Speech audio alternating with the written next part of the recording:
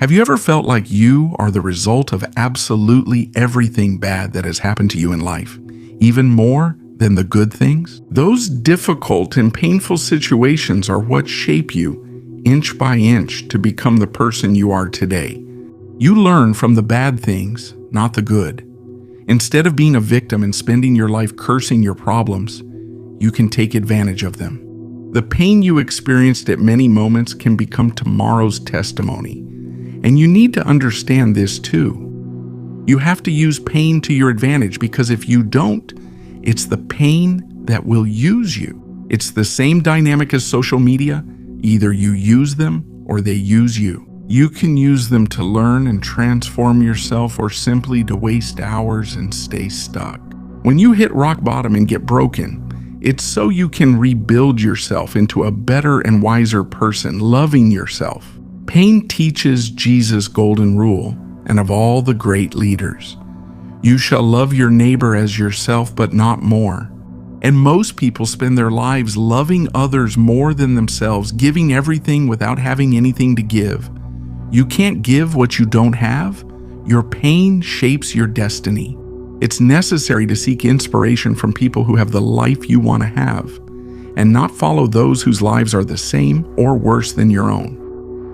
In a world where we're always looking for everything on the outside, but the outside is simply a reflection of your inside, you have to create your vision, your identity, and decide who you are, why you want what you want. That is the inner kingdom that Jesus talked about, and you connect with that, and then you start creating everything else. The rest will be added unto you. That inner kingdom is purpose, identity, what you have come to do. And that automatically takes away your fear, because it gives you the opportunity to choose, which is the greatest gift we have been given: free will. One can see oneself as an avatar. The soul is inside this suit and signed a contract to come here and do certain things, but then it was given free will to be able to choose. All the things that happen to you in life transform you, and you decide whether you play the victim. You either victimize yourself or use it to move up to the next level. If you feel that these truths are moving you, if you've understood that your pain is just fuel for your purpose, subscribe right now and hit the bell. Inertia wants you to stay in the familiar. I want to guide you to the extraordinary. At this point, it's vital to remember one of the maxims of the Mexican mystic and scientist Jacobo Grinberg. He taught us that all energy, without exception, when it fades, stops, or stagnates, inevitably becomes corrupted. The secret of life is constant movement. The universe only allows that which flows to prosper. Your breath, the pulse of your heart, the speed of your thoughts, the torrent of your emotions. And yes, of course, also your ability to attract and generate wealth. Stagnation is a sentence, movement is the blessing. You have to fight inch by inch for the vision that has been given, the one you carry inside of what you want to achieve, and you must not give up. If it had to be defined in some way, it is that you must be unstoppable. What does that mean? That you don't stop for anything or anyone, including yourself. Faith isn't shown when things are going well. When things go well, you don't have faith, you have evidence. But when things aren't going well, that's when faith is truly demonstrated. Many people in manifestation overlook action because they've gotten used to what's most comfortable and convenient. But this is a biblical message. Wide is the gate and broad is the road that leads to being cursed, and many walk through it. And narrow is the gate and narrow is the road that leads to blessing, and very few walk through it. What does a narrow gate and a narrow road suggest? That it's hard? That it's complicated? That's the path that almost no one takes. If at any point in life you have doubts about what to do, you should always take the difficult path. What is it that the fewest people would do? That's what you should choose, because that's most likely the real and correct path. When you create movement, you activate the divine spark. The more action you take, the more you activate the blessing of the universe. When a person takes a lot of action, they have a lot of faith. because they wouldn't move if they didn't believe it would be worth it. Many people get stressed about what they can't control. How can we relax when there are things that are beyond our control? You have to focus on what you can control and leave the rest to God. The lesson from Moses is fundamental. When he managed to lead his people out of Egypt, he reached the Red Sea, something he couldn't control. God parted the waters for him. The key is this: God doesn't part the waters for you until you've done everything that's up to you to do. If the waters still haven't parted for you, it's because you still have a lot to do yourself. Many people believe their limit is real, but it's only in their mind. You can see this in high-performance sports. When your mind tells you that you can't go any further, you're only at about 20% of your maximum capacity. If you're able to break through that limit, even if your body hurts, even if it feels like it's killing you, that's where champions are made. But a lot of people say, if no one has done it, then it can't be done. The truth is, you're the one who's called to do it. That's why it's happening to you, but you need faith, and this applies to everything, from subscribers to ideas. When you say you can't come up with more ideas, you're only at 20% for success. It's not money that makes you earn more money. It's ingenuity, courage, faith, inner resources, and hunger. Hunger is the secret to everything. We are so predictable that if your brain were a GPS app, it would say, in 50 meters turn right toward the thought that you're not good enough. And it would do so without protest. If your mind tells you that you can't go any further, you're only at 20%. You have to push yourself, or the universe will send you discomfort to make you move. The Bible gives us teachings about finances, relationships, and life. There is a part that has to be taken literally, and then there's the symbolic part that needs to be interpreted. The goal is to be a channel so that people can understand the Bible, know how to interpret it, and see that it's a book of wisdom. It's the map we have to navigate this life. All the biblical characters represent situations that we are going to experience. What are the ingredients to create the best year of our lives? We become what we do repeatedly most of the time. We are the result of what we've been thinking. For the speaker, fulfilling dreams is more important than dreaming them. You have to fall asleep thinking about your dreams.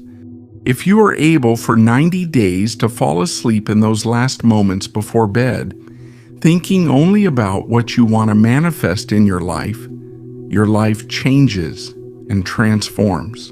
But how do you keep that vision alive and that unbreakable faith even in the wilderness? The secret is to fill your mind with the higher truth, especially when the world bombards you with fear. You need a mentor to whisper in your ear, even in moments when you're in traffic or walking. That's why I insist that you take advantage of Audible's 30-day free trial right now. This isn't just a simple ad, it's a weapon. It's the key to accessing thousands of hours of wisdom, including my complete series, which will allow you to plan those 90 days of manifestation with unbreakable certainty. Click the link I'm leaving you, claim your trial, and let knowledge be your shield against doubt. You don't have to get stuck on a single purpose. Everything that happens to you in life transforms you for better or for worse. It's up to you to choose. One person's pain can be tomorrow's testimony. Your pain can be your own. For the people who are watching this and say, I don't know what else to do, nothing comes to mind. I'm thinking about giving up. I'm thinking about quitting. You have to persist. Your lack of results is simply your lack of faith. Jesus said it clearly. According to your faith, what you ask for is given to you. If you are convinced that you can't reach the goal, you won't reach it. Faith, as St. Paul describes it to us, is the conviction of what is not seen, the certainty of what is hoped for. You have to see things with the eyes of faith, not with your physical eyes. You have to use your mind's eye to see a future that right now does not exist in your tangible reality. And when you have that unbreakable certainty, no obstacle matters. If you don't have a single example, if there's no one in the Spanish-speaking world or in your niche who has reached that point, then you have to be the first. And if someone has already done it, that means it can be done. But the most important thing of all is this: if no one has done it and that idea came to you, it's because you have the calling to do it. The universe is telling you, I have given you this vision. Now take action. You will never have a complete roadmap in your own story or family history for achieving something greater than what they achieved.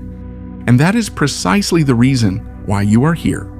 We have come to this world with a clear purpose: to break the curse. In all our families, we have cases of people who went bankrupt, who suffered abuse, who got divorced, or who have suffered from diseases that they tell us are genetic and that we'll get to. This is a lie designed to make you accept mediocrity. If you come from a family of poverty, your mission is to become a multimillionaire. Break that curse and not pass that trauma on to your children. If you come from a family with a history of fragile health, your destiny is to heal, raise your vibration, and break the curse. You're not destined to get divorced just because your genes say so. That's a lie from the ego. You should build an amazing team, live to 120 years old, and from now on, all generations will be like that. You have to understand that what life has taken from you, what you've been missing, the lack of money, the lack of love, the lack of health, it contains the key to what you have come to give to the world and what you have come to achieve. One person saw his parents suffer through financial ruin, and that obsessed him. He had to learn to earn a lot of money in order to give them what they needed. To be able to achieve this, you have to change your mindset from receiving to giving. You have to be the person who gives, not the one who receives. That's why they say, you will lend and not borrow. The goal is for this message to be the most viewed. Contribute, give, because the dream is for everyone to prosper. If you want to help your family financially, you have to earn a lot of money. If you want to give good advice, you have to become a wiser person. Become the person you would like to have by your side. Don't look for it. Don't ask for it. Don't be a beggar. Be a believer. Start believing that you have to be the person who breaks the curse and the one who starts giving to the world. True abundance comes from the balance between giving and receiving. But the desert is bigger than you think, and the price to pay is greater than you think. The slavery of Egypt in your mind isn't as big as it really is until you wake up and say, wow, it really was bad. A person who didn't have money and starts earning it says, I didn't know how bad it was to be without money until I could compare. The size of your dream is just as big as the size of your effort. Armchair metaphysics doesn't work. Lying down and visualizing a bag of money falling on your head is not the way. Visualization is the initial and fundamental part, but action is the other half of the equation. As Picasso used to say, action is the fundamental key to all success. The Bible says that faith without works is dead. Therefore, your lack of faith is your lack of action. I've sacrificed a lot. When people were watching Game of Thrones, I didn't even know what it was because I was doing my own thing. I was focused on building. When you learn to pay the price, you start admiring people who've gone far even more. Instead of criticizing them, I would go to events with multi-millionaire mentors, and I would see people next to me criticizing. I don't see it that way. You're not right. You would tell them, I didn't come here to listen to your opinion. I came to listen to his because he's the one who has the results. They tried to be right instead of getting results. That's where the humility that Jesus talked about comes in. To enter the kingdom, you have to be like children, eager to learn. It is known that the path to follow and the one you should follow is the path of admiration, not the path of criticism. Instead of criticizing the people who had achieved what I wanted, I started learning from them. I would go to events and mentoring sessions, and the first thing he noticed was that everyone sitting next to him criticized everything the mentor said. a multimillionaire they wanted to emulate. I would hear them gossiping. No, I don't see it that way. I think he's wrong. They were gossiping exactly like the Hebrew people gossiped about Moses when he freed them from Egypt. They stayed 40 years in the desert because they started to doubt and complain. Why did he take us out of Egypt? At least there we had a bed and they gave us food.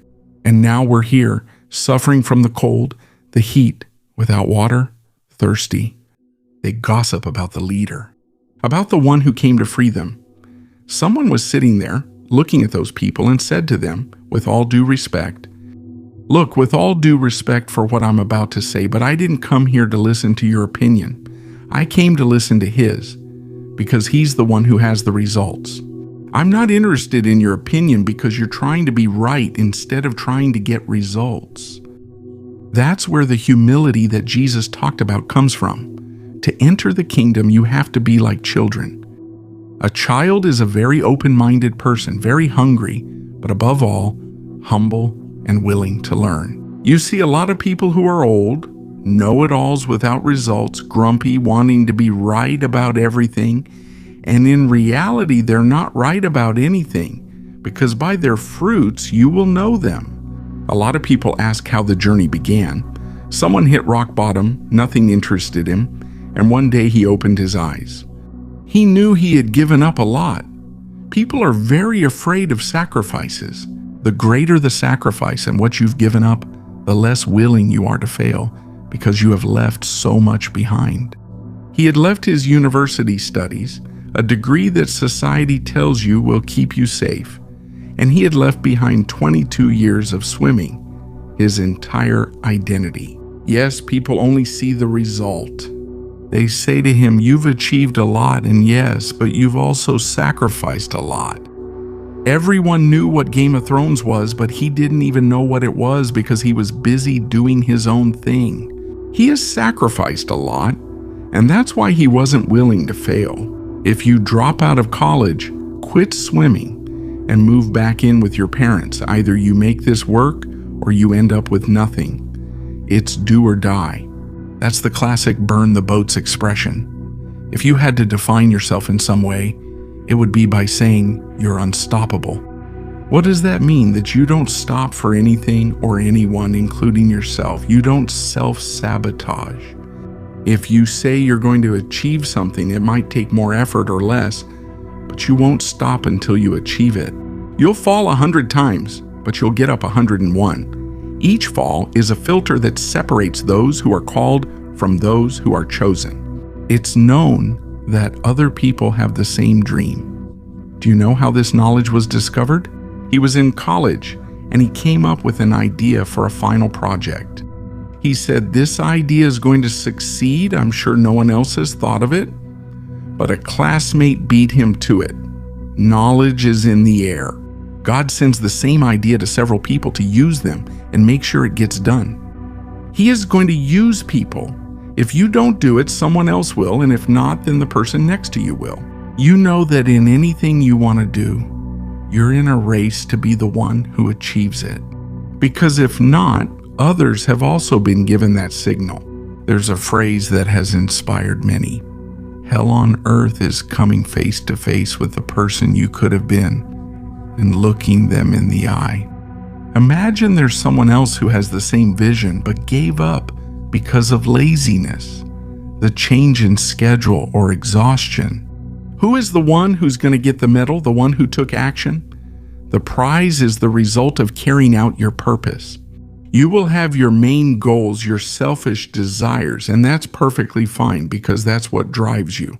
But in the end, the only thing the universe will care about is what you achieve with your purpose in relation to others. The game is not about you. It's about them, about impacting more people. If you achieve that, your personal desires will also be fulfilled as a reward. If you've made it to this point, it means you're already running the race and you've already left behind the victim mentality. You've understood that the game is about unwavering action. That's why I congratulate you on your commitment, and I ask you to seal it. Comment right now with the following phrase: I choose the hard path.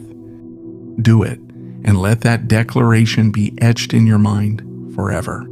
Many people wonder how to find their purpose in order to live in peace and freedom. Yes, but one thing must also be made clear. The path of purpose is not a bed of roses. The Bible says that your blessing is built through tribulation. Jesus said, "Follow me," but it is a path of afflictions. Anyone who expects that everything in this life will be fantastic is very mistaken. We didn't come here to fall asleep. We came here to work and to become someone better, and that is done through pain and suffering. You keep experiencing that pain, but then you look at yourself and say, what happened to you has turned you into a better version of yourself. Growth involves pain. When a child grows, their bones hurt. If you stay in your comfort zone, you can't grow. You have to let go of your identity.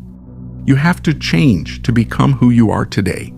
And it was very painful for people not to believe that once you achieve your purpose, everything is perfect. Moses painted a vision for them of the promised land flowing with milk and honey, because otherwise they wouldn't have left Egypt. But that doesn't mean that when you arrive, the promised land won't become your next Egypt. It will be painful again so that you can see another horizon, because the goal is to keep moving forward. You die when you stop walking, growing, and expanding. If the vision wasn't big enough, you wouldn't cross the desert. God said to Abraham, "You are going to be the father of all the generations of Egypt. You are going to build the 12 tribes of Israel, and all the lands of Canaan will be yours." And Abraham and Sarah were very old. God's promise came when it was humanly impossible for them to have children. They didn't have the evidence. They had to believe in what they could not see and act. They had to leave their land, their comfort, take action, and walk toward that promised land. The purpose is so great that the vision forces you to move forward. It makes you go through any desert. The goal of all this is not to rest on your laurels, but to keep moving forward. You die when you stop growing, when you stop expanding. The vision is that force that drives you to break your limits and pay the price. If the reward weren't great enough, you wouldn't cross the desert. You would stay in the Egypt of your comfort zone. To wrap up, remember, your body is the temple of your soul. If you put a normal person who is 40 or 50 years old into their 15-year-old body, they would die of fright or collapse because they no longer have that health, that energy, that vitality. They have deteriorated so gradually from not taking care of themselves that they haven't even noticed. If you put that tiredness and fatigue into your 15-year-old self, they would collapse. But since it happened so gradually, you didn't notice. That's why there's a strong belief in movement, in continuous action. To manifest means to go from the invisible to the visible. Action is the fundamental part of the equation. Faith without action doesn't produce results. If something in your life hurts, it's a call to action. If not you, then who? And if not now, then when? We have come here to become better people, and pain and suffering are part of that growth. Don't play the victim over what happened to you. Use your pain as your testimony. Don't stay stranded in the desert waiting for God to part the Red Sea for you. Do everything that's up to you. You have the calling. Now it's your turn to take action. You have the vision. Now you need certainty. You have to be the person who gives, not the one who asks. Breaking the past curse with your effort and your faith. Don't wait for someone else's footsteps. Be the example others will follow. Your results depend on you. The torch is lit. But the key to keeping that torch from going out and your vision from fading lies in understanding a fundamental principle of manifestation that most people ignore. Your next step is essential. It's not about starting over. It's about continuing this journey with full wisdom. That's why I'm guiding you directly to the video that complements this message. It's the video where I explain what you need to apply right after taking action to ensure your result. Otherwise, you risk sabotaging all your faith. I'll see you there. Because your transformation can't wait. I'll see you on the journey. And remember, your change starts today.